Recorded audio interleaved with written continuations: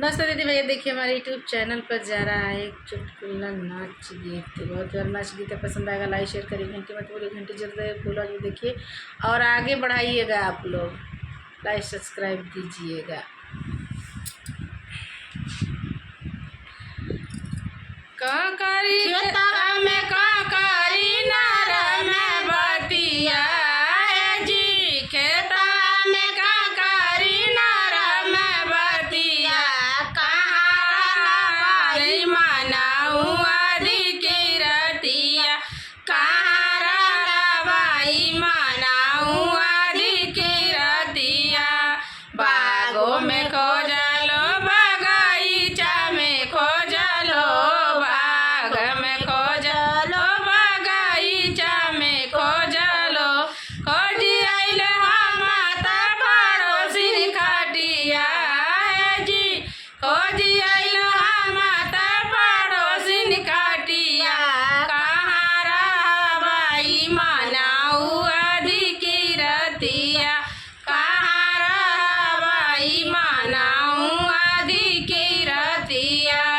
खेतवा में काकारी नारा में बतिया जी, खेतवा में काकारी नारा में बतिया कहाँ रवाई मनाऊ आदि की रतिया, कहाँ रवाई मनाऊ आदि की रतिया।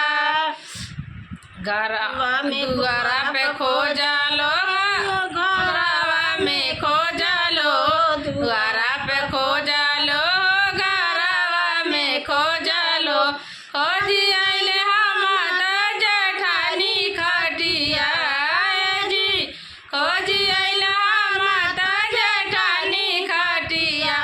कहाँ रवाई मनाऊ आदि के रतिया, कहाँ रवाई मनाऊ आदि की रतिया। खेतवा में काकारी नारा में बतिया जी, खेतवा में काकारी नारा में बतिया कहाँ रवाई मनाऊ आदि के रतिया, कहाँ रवाई मनाऊ आदि की रतिया। अंगना में खोजलो, कोठरिया में खोजलो, अंगना में खोजलो, कोठरिया में खोजलो, खोजी आइल ताम ताल तलैया, खोजी आइल हम ताल तलैया। कहाँ रवाई मनाऊ आदि की रतिया, कहाँ रवाई मनाऊ आदि की रतिया। खेतवा में काकारी नारा में बतिया जी, खेतवा में काकारी नारा में बतिया कहाँ रवाई मनाऊ आदि की रतिया।